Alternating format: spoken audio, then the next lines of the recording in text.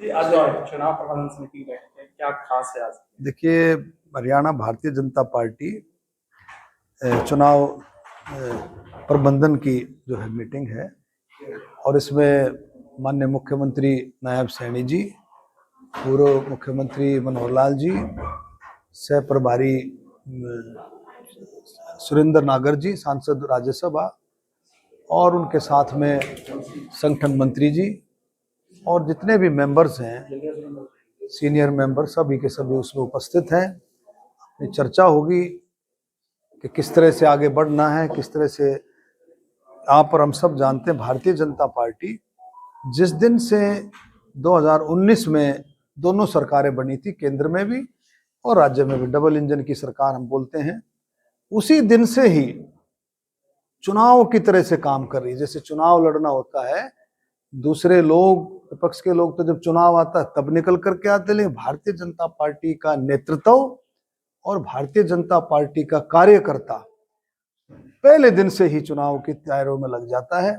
सेवा ही संगठन, सेवा भाव से और विकास के कामों से, सबका साथ सबका विकास, हरियाणा एक हरियाणवी एक, माननीय मनोहर लाल जी का नारा रहा। तो बिल्कुल बहुत अच्छे तरीके से भारतीय जनता पार्टी एक एक कार्यकर्ता के पास, एक एक हरियाणा के एक एक निवासी के पास, एक एक जनता के पास पहुंच करके अपनी उपलब्धियां, केंद्र सरकार की, हरियाणा सरकार की, माननीय मोदी जी के नेतृत्व में, माननीय मनोहर लाल खट्टर जी के नेतृत्व में जो काम हुए, अंत्योदय आखिरी छोर तक, गरीब से गरीब को की जेल के सबसे पहले तो उनकी नीतियां बनाई, उनके पॉलिसियां बनाई और फिर पॉलिसियों को किस तरह से लागू किया जाए वो भी तय किया माननीय प्रधानमंत्री मोदी जी ने, मुख्यमंत्री जी ने। हर गरीब को उन योजनाओं का लाभ मिले, ये निश्चित भी किया गया। उसके लिए विकसित भारत संकल्प यात्रा का आपको पता आयोजन हुआ, हर एक एक गली में, एक एक गांव में विकसित भारत संकल्प यात्रा गई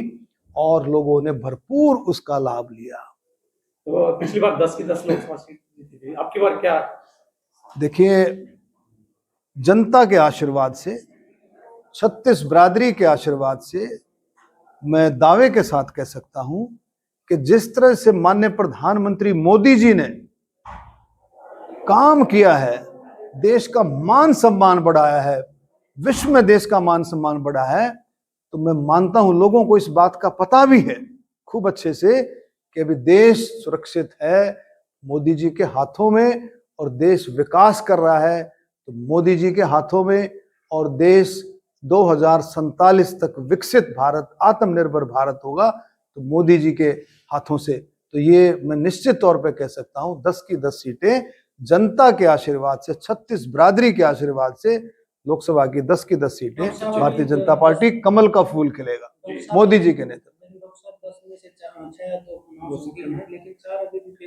देखिए, ऐसा है, देखिए खासकर की बात, इसमें पार्टी का जो शीर्ष नेतृत्व है, जो केंद्रीय नेतृत्व है, संसदीय पार्टी का संसदीय बोर्ड है, उसकी मीटिंग होती रहती है, उसमें चलता रहता है। तो इसमें बहुत सारी सीटें अभी बची है, अभी 2 राउंड हुए हैं, 2 लगभग जो है काफी सीटें बची है, उसमें आ जाएगा, उसमें कोई बात नहीं है।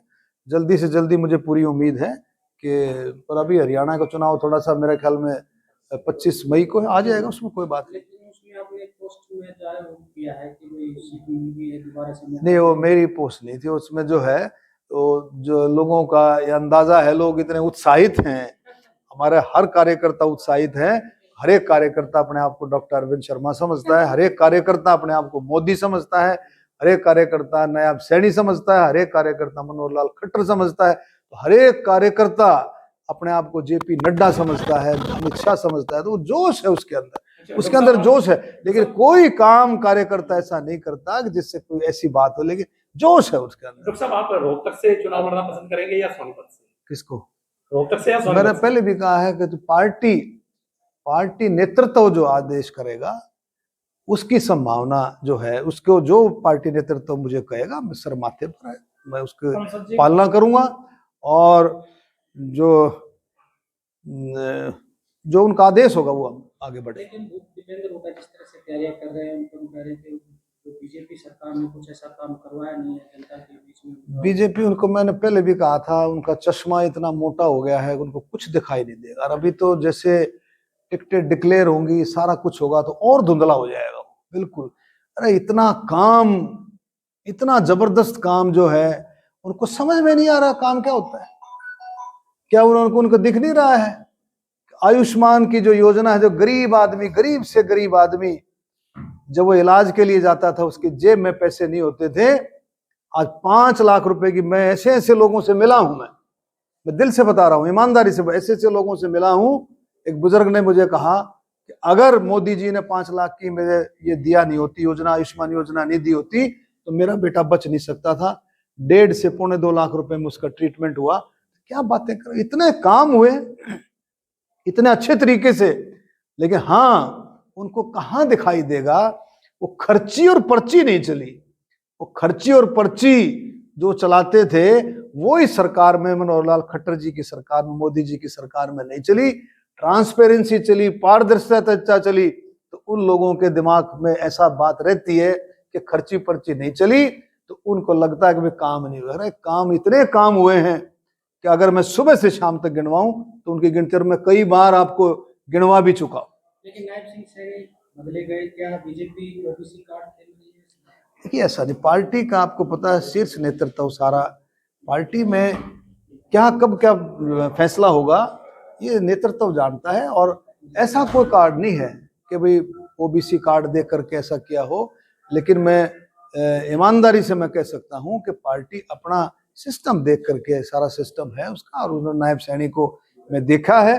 और नायब सैनी के आने के बाद अद्भुत जोश, पहले कहते हैं और ज्यादा जोश जो है वो कार्यकर्ता के अंदर। बीजेपी में जो सीनियर लीडर है उनको साइडलाइन कैसे लगाया जाता है? जैसे आडवाणी, नहीं, मैंने मतलब जैसे आपको समझे, तो इतना मान सम्मान। देखो सुनो, आडवाणी जी को जो है, देखो भारत रत्न दिया है आडवाणी जी को। मुरली मनोहर जोशी जी को आपने देखा, जो कन्वेंशन हुई, मुरली मनोहर जोशी जी कितना सम्मान मुरली मनोहर जोशी जी का किया। तो पार्टी समय समय पर हर एक नेता का, कोई बुजुर्ग हो, कोई महिला हो, हर एक नेता का, पुराने नए कार्यकर्ता पार्टी के लिए बराबर है, सबका सम्मान करते हैं। और पार्टी में कोई सीनियर जूनियर, सब कार्यकर्ता, मैं भी पार्टी का कार्यकर्ता हूं, सबका सम्मान भारतीय जनता पार्टी में, मोदी जी के नेतृत्व में सबका सम्मान है, इसमें कोई दो राय नहीं।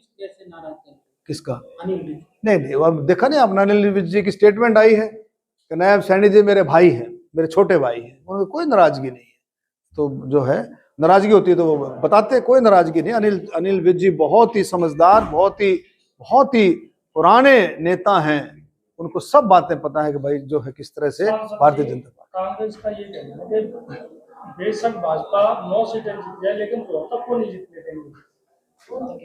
रोहतक जो है, मैं घमंड तो करता नहीं, सुन तो लो, आप जाओ निकलो फील्ड में, इनके चल रहे हैं, इनके उल्टे पुल्टे अपने कुछ लोग छोड़ रखे हैं, यूट्यूबर कुछ हल्के फुल्के पकड़ रखे हैं, वो उनके जरिए से अपना प्रचार करते हैं लोगों में जा करके।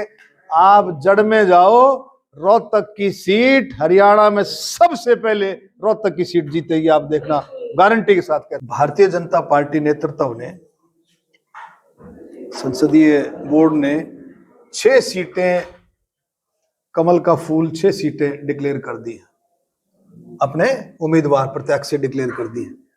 कांग्रेस के तो कोई एक भी डिक्लेयर नहीं हुआ। कांग्रेस करे ना अपना डिक्लेयर, एक भी डिक्लेयर। दूसरा, दीपेंद्र हुड्डा इतना शोर करता फिर रहा है, अपनी करा ले, अपने डिक्लेयर करा ले, अपने डिक्लेयर करा करके, क्योंकि ये तो कहते हैं ना भाई हमने डिक्लेयर की जरूरत ही नहीं, हम तो आप पे हैं सब कुछ, अपने कर ले, अपने आगे बढ़े, अपने करे। मैंने पहले भी बात रखी थी, अब फिर रख रहा हूं, अब ये फिर रख रहा हूं कि अगर उसमें हिम्मत है तो राज्यसभा से इस्तीफा दे, लोगों का मैंडेट स्वीकार करे। जैसे पीछे जो 19 में जो चुनाव हुआ था, लोगों ने जो निर्णय दिया था उसको स्वीकार करे, राज्यसभा से इस्तीफा दे करके लोकसभा का चुनाव लड़ने के लिए आए, ये मैं कहना चाहता हूं। और अपनी सीट को खुद डिक्लेयर किया करे। कांग्रेस, भारतीय जनता पार्टी ने तो 6 सीटें डिक्लेयर कर दी, कांग्रेस ने तो एक भी नहीं करी।